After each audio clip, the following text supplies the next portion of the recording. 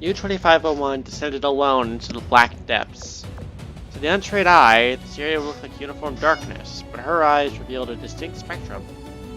The abyss has definitely been changing with each of my deep dives. At first I couldn't distinguish anything, the next time it was fuzzy, and this time I could see everything clearly. Deep purple, dark blue, crimson. The otherworld really is woven from endless malice. And those hostiles. They all look the same, they each come from different sources of malice. So if they fall, they return to the netherworld. No matter how many we defeat, their numbers are endless. What do we do? But the colors of the abyss is vivid, and its currents clearly discernible, U-2501's deep dive went smoothly. It didn't take long for her to reach her previous maximum depth. I've still got energy to spare. Should I try venturing further? There's a big expanse of black down there. Wait, is it rising? What the heck is that?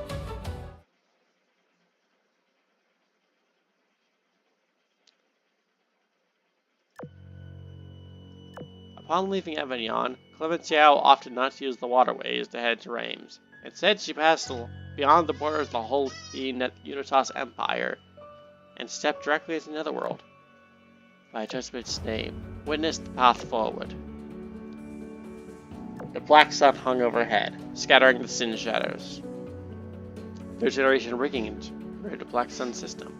Test field environment. Verification successful. After leisurely recording some notes, she looked up into the distant sky.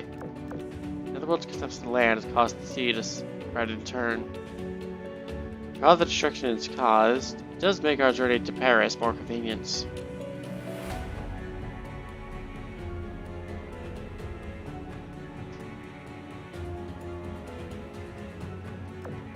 Azur Lane, your thoughts on this third generation system? I feel lighter than I ever have before. Side effects started to think for the second incarnation, but those violent urges still plagued me throughout the process of ascension. This time, I don't feel it at all. Agreed. The best of crazy emotions used to get all powered up is gone now. How should I put it? It's like the metamorphosis feels purer? I see. There's something anomalous about this environment. How do you mean? The only change between these two generations with the addition of the rigging integration technology. If anything feels different, it'll be a product of Netherworld test environments. Perhaps this entire test site is one great black sun, and the Netherworld is only a manifestation of it. Do girls understand the technological concepts behind Ascension?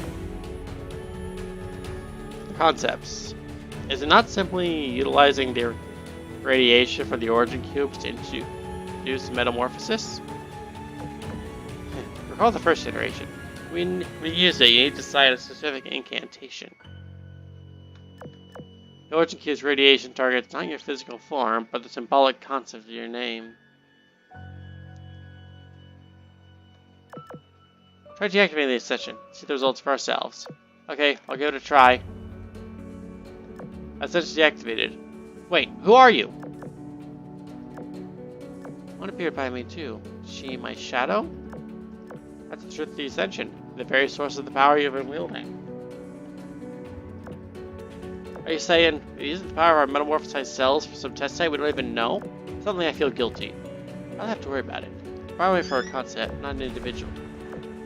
After a striking impact, a picture appeared on the surface of the black sun. Come on, there's something massive over there. Is it a black tower? Tower. Damn it all. We're suspending the operation. Withdraw at once.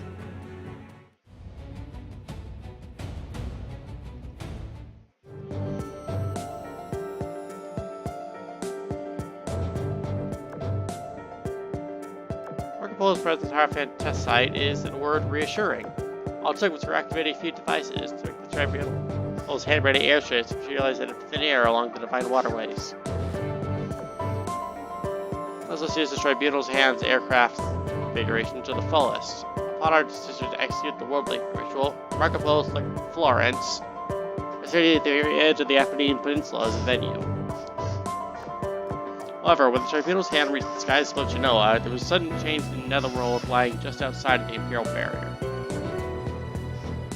Commander, a massive cylindrical structure has appeared within the netherworld, stretching upward, transmitting visual feed. I flinch at the scenes displayed on the screen in front of my seat. Not that needed, the colossal object visibly rises outside the window. Gaze fixated at the ever-growing cylinder through the Tribunal's hand shields and the Holy Unitas Empire's barriers. Black spire piercing the heavens. No. Looks back at first glance. It really comprises countless colorful patterns, as oil does. The pattern shifts and undulate. For some reason, the phrase charging pile comes to mind. Commander, we have word from Gultz. Just an enormous object is rising from the netherworld's depths. I presume the same thing we're looking at. Oh, this is really bad. This signal to the next phase. Things are taking a turn for the worse. Commander, ask Gultz if there are any of our people are still in the water. If they are, they must not surface. Tell them they are to wait for me beneath the surface. Underwater? Why? We can't go by the book anymore. I'll do the ritual here and now. What a shame. I was all excited to use the Wigan Institute to the fullest, but it's up to me now. Hurry to open the hatch. I'm going to jump. Take the shortest route into the netherworld, meet up with you 2501 and complete the ritual. I need to. I really remember the last time I fell from the sky. Enough babbling about the past. Today, raw bravado prevails. Just you wait. I'll be back with good tidings before long. Goodbye. She is a little insane.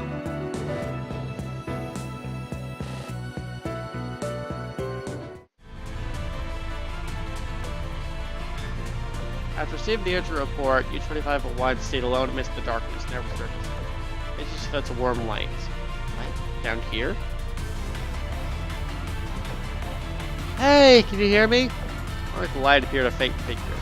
You're Marco Polo, the Apostle, aren't you? Why are you transparent? Because I've become light to complete the ritual with you, of course. The ritual? That's right, it is necessary for this ritual. Someone has to drive down the conceptual anchor after all. Already underwater, see? Good luck. What's a conceptual anchor? Where is it? It's this very light. Open those eyes and ears, alright? The instant the anchor and chain seem to appear amidst the light, followed by the resounding of heavy metal. This light is the anchor. Follow it down and guide it to the deepest depths. The fate of the world hangs in the balance. Can you do this? All I have to do is keep going down, right? Okay, leave it to me. Alone, U-2501 descended deeper and deeper. Her current depth far exceeded any record she'd hit before. I continued to cast away the darkness, but formless terror gradually tightened its grip on her heart. How deep will we have to go? Will light abandon you? You ask. How will you get home? How will you get home? You've been abandoned. This is all a trap, a conspiracy, a betrayal. Tricks of the netherworld. It won't shake my resolve. Had it been an hour? A day? A week? Perhaps a month, a year, or even hundreds of years. Time itself seemed to blur. Beyond that thin veil of light, the abyss exerted ever-growing pressure.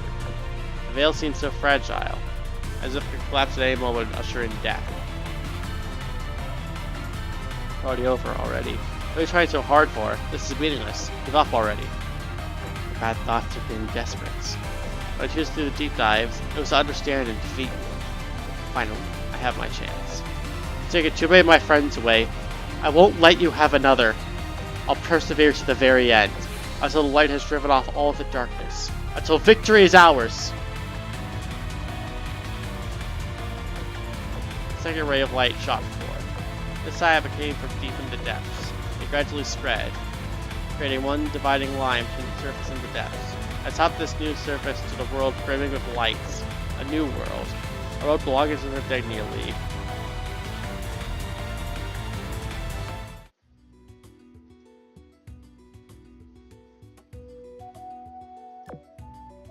This is one of my favorite tracks in the game. Marco Polo's actions were swift and decisive.